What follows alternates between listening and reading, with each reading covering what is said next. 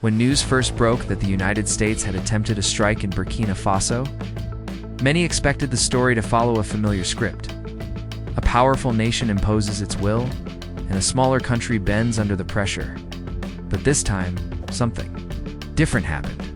The strike didn't just fail, backfired in a way that few could have predicted. Instead of weakening the resolve of the Burkina people, it fueled something much stronger, something raw and unstoppable, an awakening. Across Africa, Ibrahim Traoré, the young, muscular leader who has already become a symbol of resistance, didn't cower in the face of this challenge. He stood tall, representing not just Burkina Faso, but the hopes of millions across the continent. His presence reminded many that Africa is no longer the same continent that foreign powers once dictated to without resistance. People felt it deep inside, like a fire spreading from one heart to another. There was anger, yes, but also pride. Pride that a small nation dared to push back. Pride that a leader wasn't afraid to call out injustice. Pride that the African spirit was alive and louder than ever. Across cities and villages, the people of Burkina Faso weren't mourning defeat. They were standing together, chanting, waving their flag with a bright yellow star glowing against the red and green. Every beat of the drum, every voice rising in unity, carried the message that Africa will not be silenced. In neighboring countries, young people looked on with wide eyes, seeing in Traoré a reflection of their own unspoken dreams. This wasn't just politics anymore, it was personal. It was about dignity, freedom, and the right to decide their own future without being crushed by foreign hands. The attempted strike was supposed to intimidate, but instead it gave birth to a story of defiance. It reminded people that no matter how powerful an empire may seem, it cannot kill the will of a people who have decided to stand up. And in this moment, Ibrahim Traoré wasn't just a leader, he became a spark. A spark that has the potential to ignite a movement far greater than Burkina Faso itself. When word spread that the United States had launched a strike on Burkina Faso and failed, it was as if a wave of electricity shot through the entire African continent. People weren't just hearing about another conflict in the news. They were feeling something deeper, something that struck a nerve. For many, it felt like history repeating itself, the constant shadow of foreign powers trying to bend African nations into submission. But this time, something was different.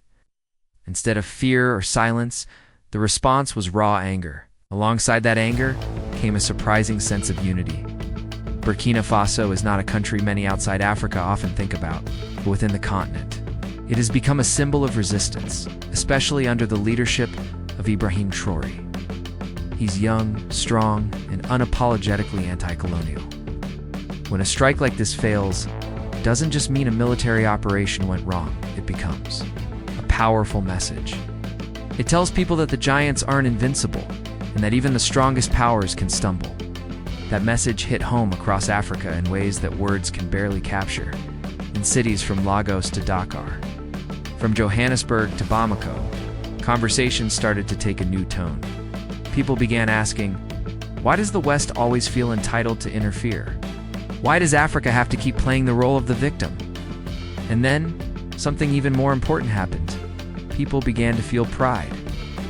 Pride in seeing that a small, landlocked country had resisted and survived something that should have crushed it. That pride turned quickly into a kind of solidarity, one that ignored borders and languages. You could feel it in the voices of young people online.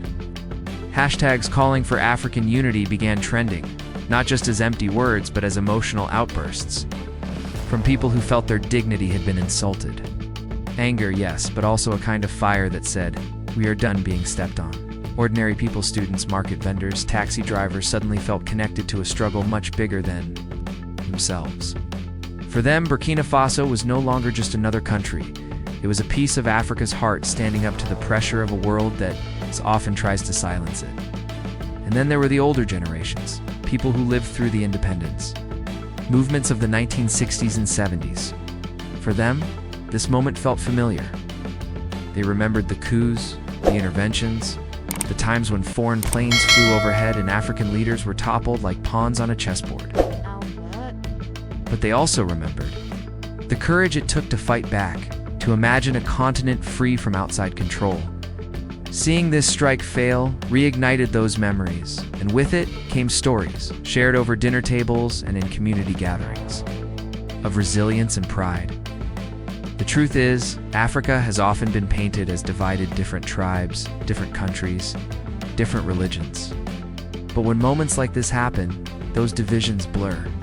There's a collective feeling of us against them, not in a way that seeks to spread hate, but in a way that reminds Africans of their shared destiny.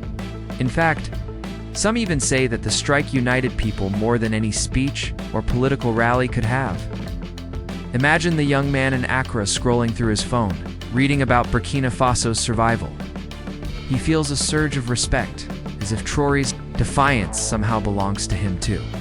Or the woman in Nairobi, teaching her children about Africa's history, suddenly has a fresh story to tell, a modern example of resistance that proves their continent is not weak, not submissive, not forgotten. This is how unity begins, not with grand declarations from leaders, with ordinary people feeling something in their hearts. And that feeling, that mix of anger and pride, is powerful. Anger because people are tired of being treated like pawns. Pride because for once, the story isn't one of loss, it's one of survival and defiance. These emotions don't fade overnight. They linger, they build, and they inspire conversations about what the future should look like. Africans are beginning to imagine a world where they aren't just reacting to foreign decisions but making their own, on their own terms.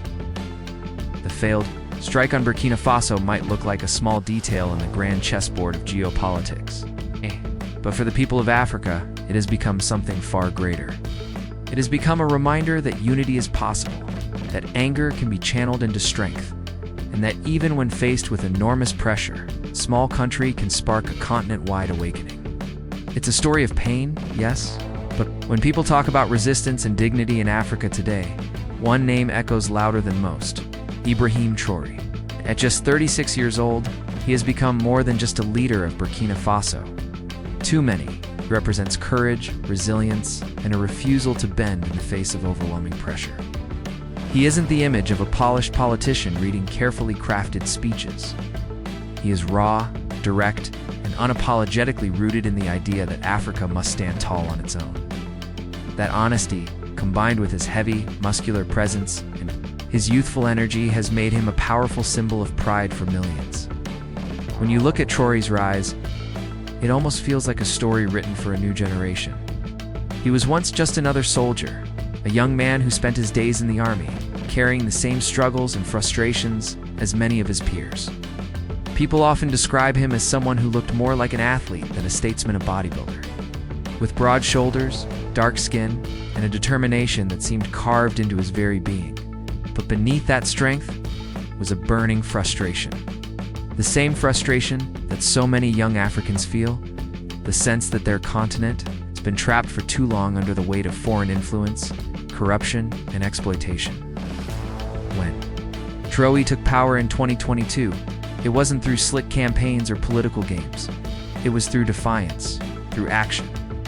He stood up against not just internal weakness, but against the ever-present shadow of outside interference. And in doing so, he tapped into something very real, something that had been simmering in the hearts of people across Africa. He became proof that young Africans don't have to wait decades to lead, that they don't have to keep quiet while their countries are drained of their resources. This is why his name is now spoken with such emotion. For many in Burkina Faso, he represents hope in the flesh. You can see it in the way crowds gather to hear him speak. Their eyes filled with something deeper than just political support, it's admiration. It's that rare connection between a leader and his people, where every word feels personal. When he talks about freedom from neocolonialism, it doesn't sound like rhetoric. It sounds like lived truth. And that makes people feel proud to stand. Behind him across Africa, that pride has spread like wildfire. Young people in Ghana, Nigeria, Mali, Senegal, and beyond see Traoré and feel a spark. They see someone who looks like them, who speaks in a way that doesn't feel distant or rehearsed, and who carries himself with the weight of someone unafraid to challenge the biggest powers in the world. It's not just about Burkina Faso anymore. about an entire continent seeing itself reflected in his strength. What makes him even more human, more relatable, is that he is not polished. He does not hide behind endless layers of diplomacy.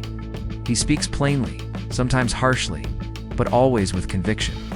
And in a world where politicians often feel fake and detached, this directness feels refreshing. People believe him, not because he is perfect, but because his sincere Traoré's leadership has become emotional in the sense that it awakens something inside people.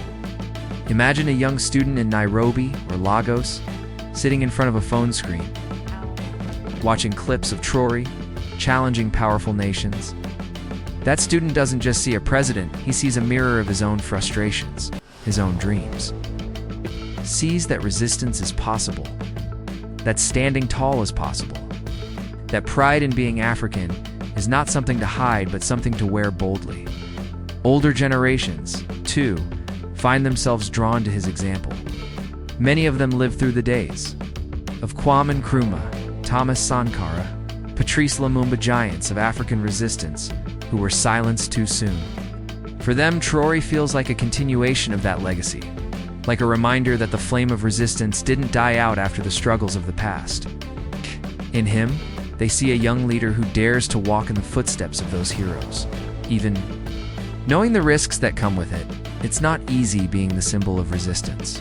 The weight is heavy and the threats are real. Yet the fact that Traoré continues to stand strong, to speak boldly, to refuse to bow, makes people admire him. Even more, his courage doesn't come across as reckless, it comes across as necessary. And at a time when many feel powerless against global systems, his defiance feels like a breath of fresh air. The pride he inspires isn't just political, it's deeply personal. Families talk about him at dinner tables, young men in gyms admire his discipline and physique, women speak of him with respect for his fearlessness, and elders bless his name as they see hope rekindled in their communities. That is what makes him a powerful symbol, not just his office or his speeches, but the way his very presence has touched people's lives, made them feel that dignity is possible again. Ibrahim Traoré has become more than the president of Burkina Faso. He has become a symbol of resistance, a banner of pride, and a reminder that Africa's story is not finished. For now, his name carries with it the heartbeat of a continent tired of being pushed down and ready to rise again. Join this journey of uncovering powerful truths and be part of a growing community that values knowledge and freedom. Hit subscribe so you never miss an episode. Drop a like if this story moved you, and share your thoughts in the comments. Your voice matters here.